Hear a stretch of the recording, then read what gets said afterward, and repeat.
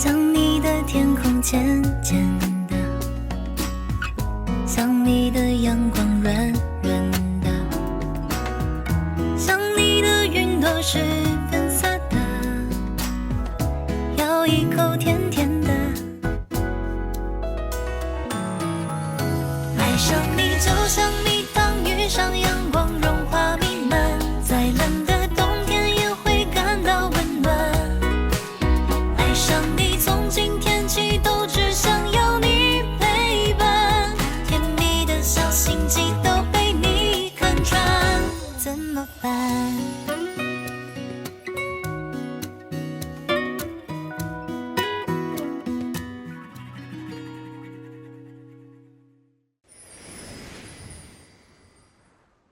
那4人便是石开阳、包胜、孙锦九、古山。对，应该是这样。你可否还记得古山是什么模样？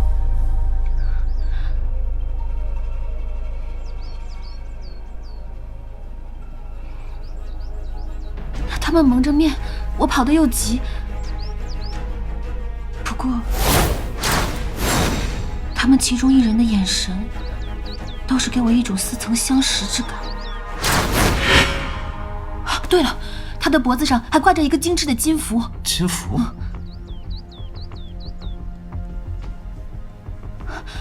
昨晚谁救的我？是周师爷。竟然是他。他可受伤了？我请于大夫看过了，说是折了骨头，少则需要休养3个月。去看看。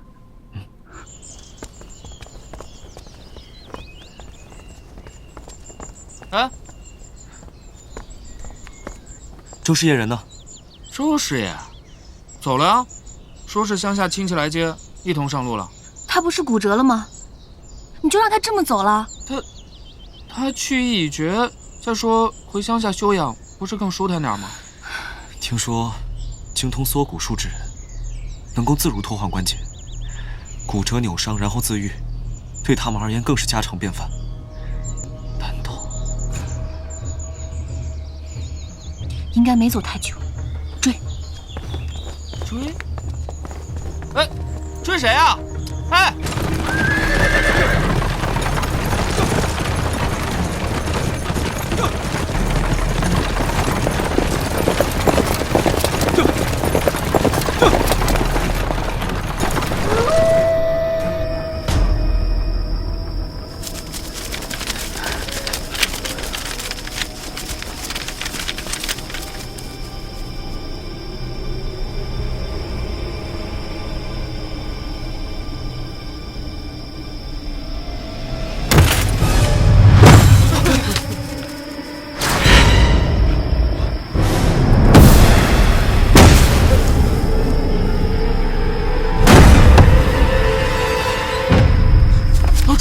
朱大人，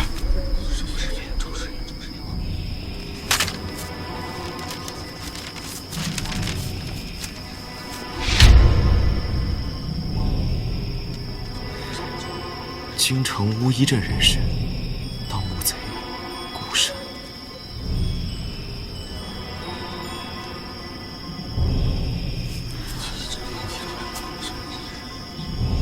鲤鱼化仙案的孙锦九。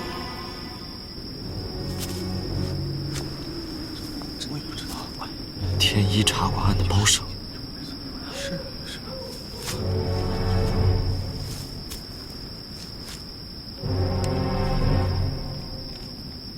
10年前被残忍杀害的石开阳，这些已经下葬的尸体，居然都被挖了出来。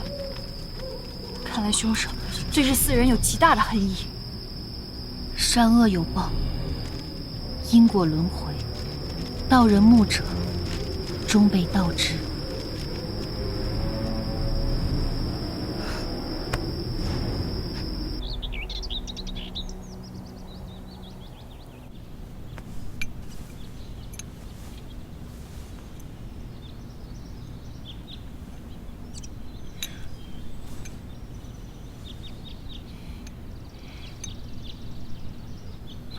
没错，这就是我看到的金符。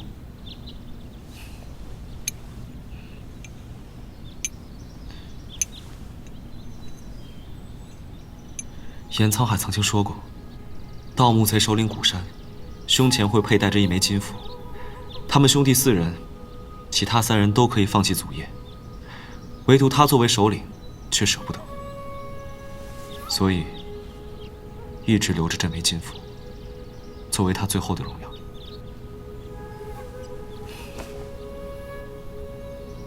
可老周平时连鸡都不敢杀。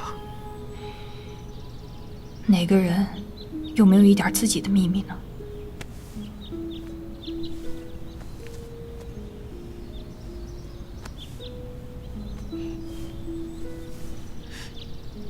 你们看，他身上的每一处关节都是错位复合过的，松动滑脱，定是练过缩骨术无疑。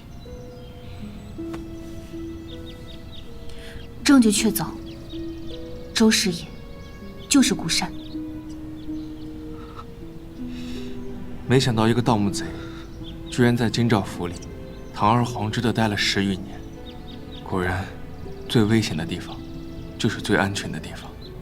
当年盗掘太师之女墓的4名盗贼，现在已经全部死了。凶手没有了作案动机，再想抓到凶手就难了。黑衣人刚偷走双鱼玉佩，周师爷就被凶手杀害。这两者之间会不会有什么联系？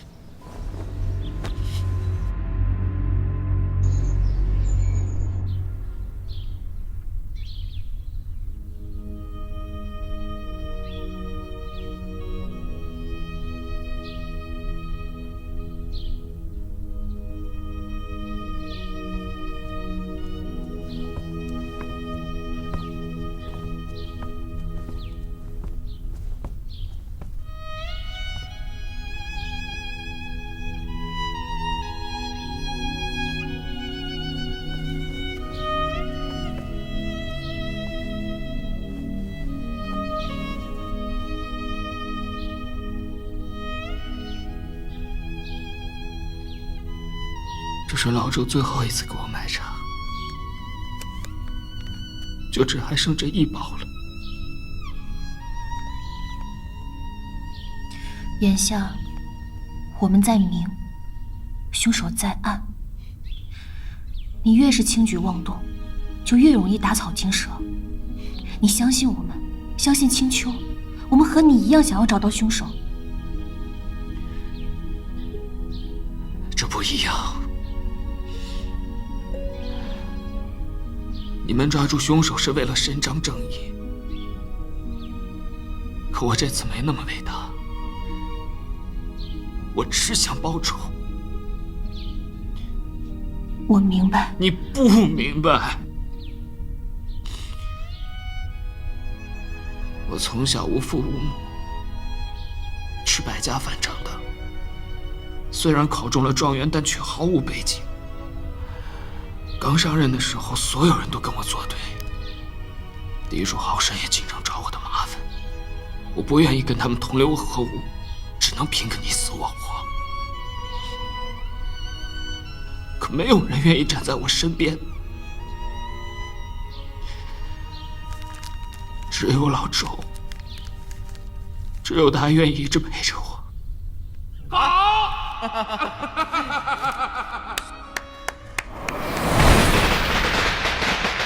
大人，您是要升任了？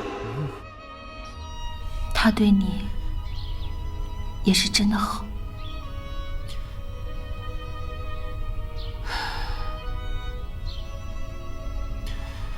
你们说他掘人坟墓，我无从辩驳。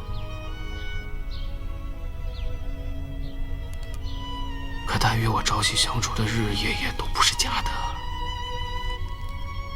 陆姑娘，老周金盆洗手在京兆府当了10年的好人。这10年间，他在京兆府为百姓做过不少好事。他时常找我谈心，说他年轻时犯下一个大错，想要用余生的时间来弥补。我相信他是真的想洗心革面了。我懂，但是你还是要冷静下来，从长计议，好好查一查当年老周的真相，这样才不会让杀害老周的凶手逍遥法外。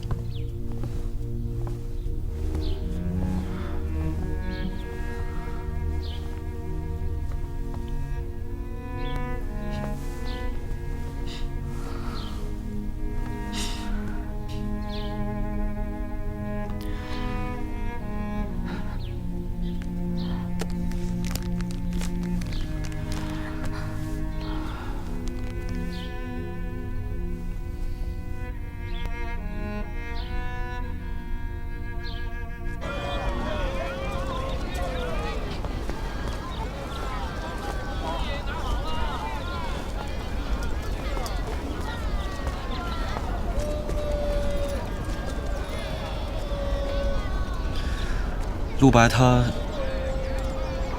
怎么样了？我就纳闷了，你想安慰他，怎么不自己去？他视我为劲敌，就算我去好心安慰，也会被当成是风凉话。其实陆白人挺好的，就是容易钻牛角尖。他是个聪明人，会明白的。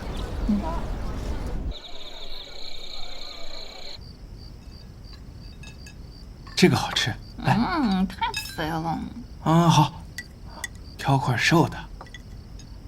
这个瘦，吃这个。太瘦了。我都要吐了，雷捕头。知道你们感情好，也用不着这般羡煞旁人吧？哎，你是不知道，最近府衙里的气氛太紧张了。陆大人因为周师爷的事，整天唉声叹气的。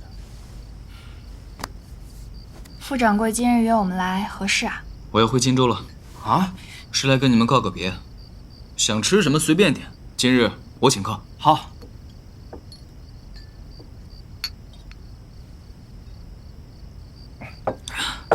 来京城也有段日子了，查案我也帮不上什么忙，荆州的生意也无人照看，是时候该回去了。不过怎么如此突然啊？难道你是觉得林大人和陆姑娘在一起了，所以？我要吃糖人，你去给我买。好，我这就去。宫姑娘把雷雨支开，是有什么要说的吗？副掌柜，我原本也不知道情为何物，但是领略过之后，便觉得这世间所有美好的事物，不过如此。尝过了甜头，又怎么舍得放下呢？你说是吧？不甘心又怎样？苦苦纠缠，一点也不洒脱。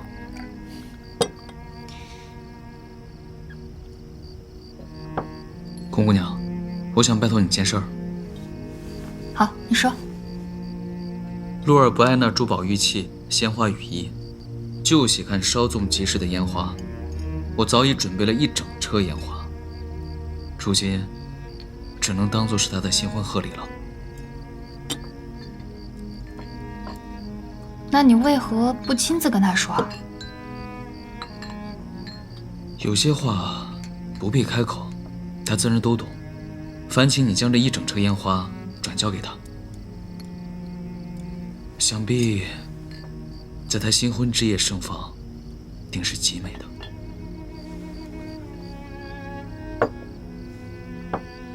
即便要走，也应该告知陆儿一声，毕竟真心喜欢过一场。况且你要不辞而别的话，洛儿会更加愧疚的。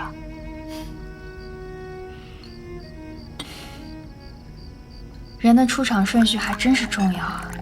要不是我亲眼见着他们二人经历了那么多才走到今天，我还真挺希望你能如愿以偿的。来，副掌柜，一路顺风。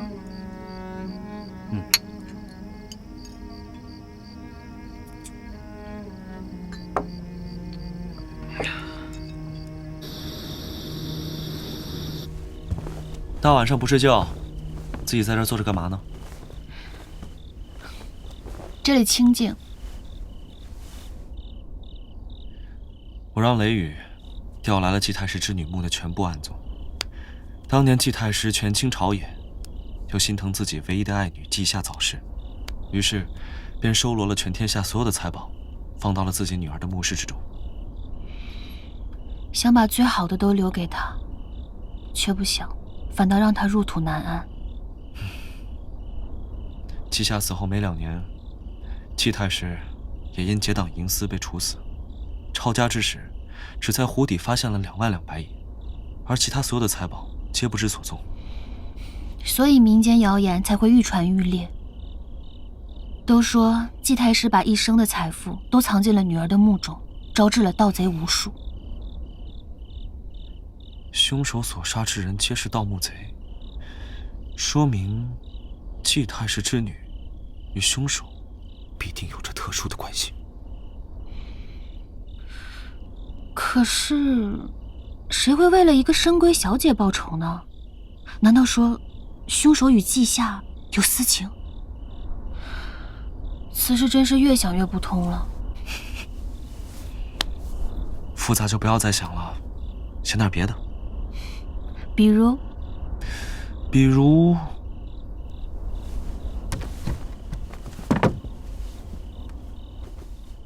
良辰美景、美酒、佳人。林大人，喝多了又开始说胡话了。我可一口还没喝呢。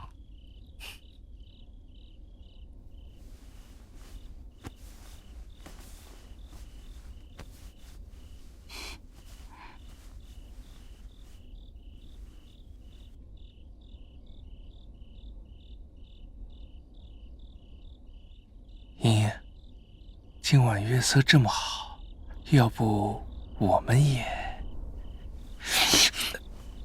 想得美！我说的是赏月。茵茵，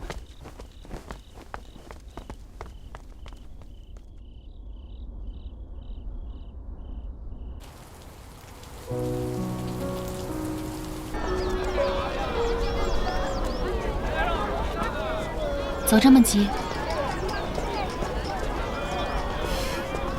就送到这儿吧，回荆州多看看我。那是，陆院的生意还要劳烦你照看呢。什么东西啊？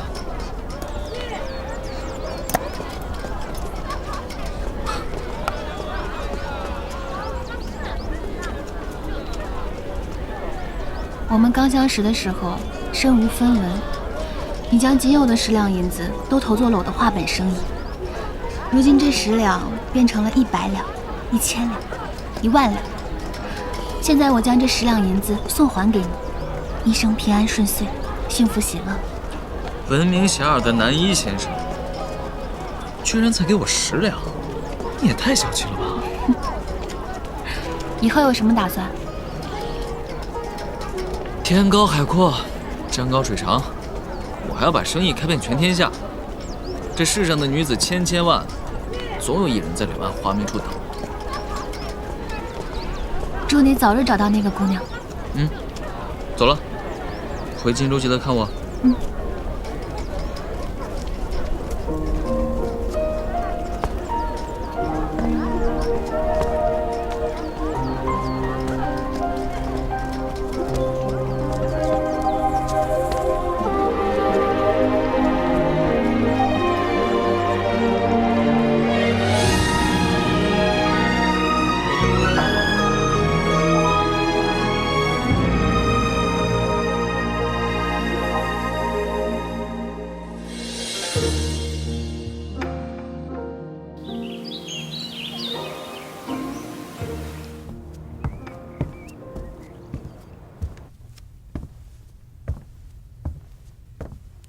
陆大人，你这么着急找我干什么？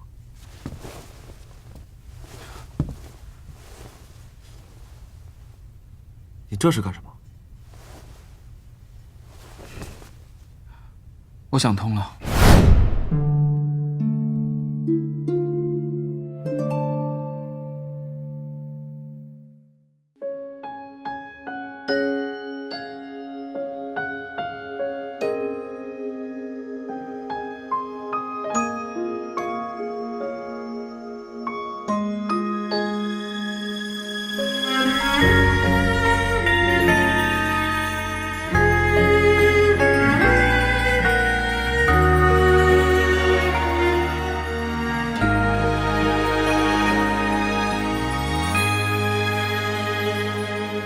试过9次挣脱，双手不再紧握，就算重返寂寞，不像是爱过。记忆不再更新，停止你的消息，选择忘记，全是故意。试过接受蹉跎，假装比你洒脱，干脆闭上眼睛，不看那个我，直到快分不清，爱你是真是戏，骗过了时间，骗不过自己。我想我会明白，不会再去依赖，只能在记忆里去画爱我的一个你。这离别太儿戏，道别的每一句，对爱懦弱的那个人不是我，是你。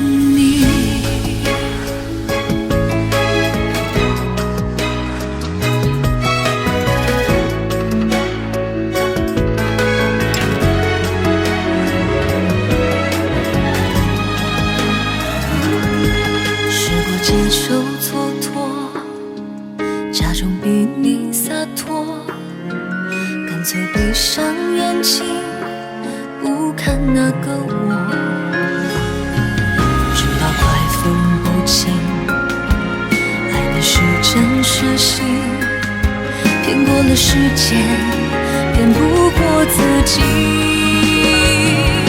我想我会明白，再去依赖，只能在记忆里去画爱我的一个你。触不到你的爱，该来的都未来，这结局比真相难猜，难猜。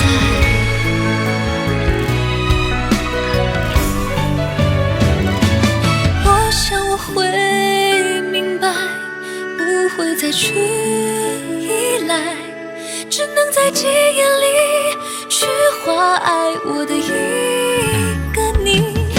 这离别太儿戏，道别的每一句，对爱懦弱的那个人不是我，是你。